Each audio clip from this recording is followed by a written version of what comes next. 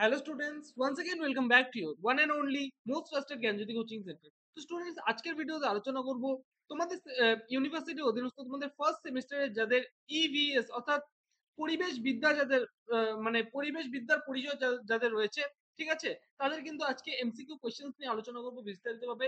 10টা এমসিকিউ নিয়ে আলোচনা করব। ভিডিওটাকে লাস্ট পর্যন্ত দেখবে, খুবই ইনফরমেটিভ একটা ভিডিও হতে চলেছে।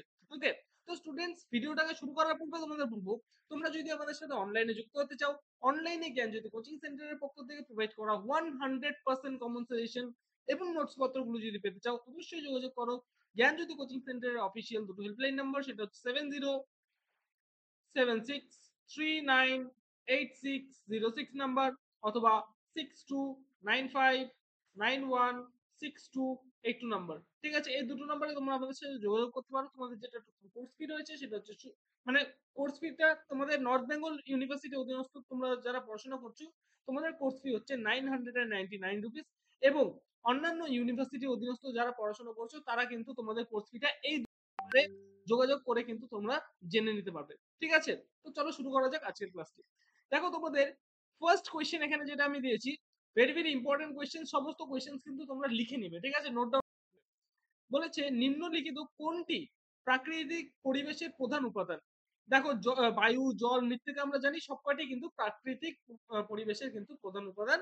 সো অ্যান্সার হবে হচ্ছে ঘ নাম্বারটা, উপরের সবকটি।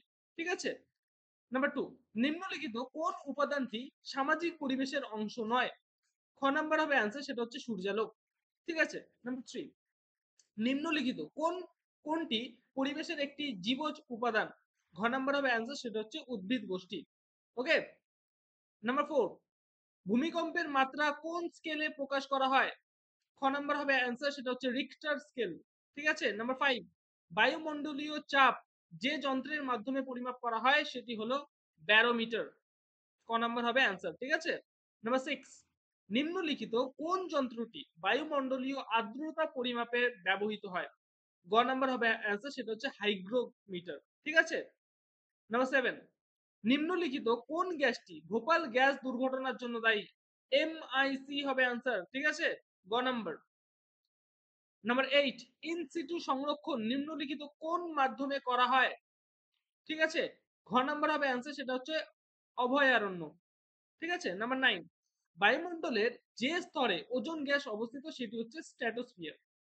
এবং লাস্ট কোয়েশ্চেন আমাদের আজকের এই ভিডিওর, সেটা হচ্ছে যে গ্রিন হাউস গ্যাসটি বায়ুমণ্ডলে অধিক পরিমাণে অবস্থিত থাকে সেটি হলো কার্বন ডাই অক্সাইড। তো স্টুডেন্টস এই ছিল আমাদের 10টা কোয়েশ্চেন। এই 10টা কোয়েশ্চেন ভালো মতো নোট ডাউন করে রাখো। আমি কিন্তু ধাপে ধাপে তোমাদের জন্য কিন্তু প্রত্যেক দিন কিন্তু এরকম ভাবে কিন্তু 10টা করে কোয়েশ্চেন কিন্তু তোমাদের সাথে নিয়ে আসবো। কাজেই চ্যানেলটিকে সাবস্ক্রাইব করে রাখো, কারণ এই মানে চ্যানেলের মাধ্যমে তোমাদের কিন্তু ইনফরমেটিভ ভিডিওস গুলো কিন্তু তোমাদের যাবে। ঠিক আছে, চ্যানেল নতুন থাকলে চ্যানেলটিকে সাবস্ক্রাইব করো, পাশে থাকা বেল আইকনটি হিট করতে ভুলবে না। আসছি আর একটা নতুন ভিডিওতে নতুন কোনো টপিকের সাথে। Till then keep learning, keep exploring. Thank you so much.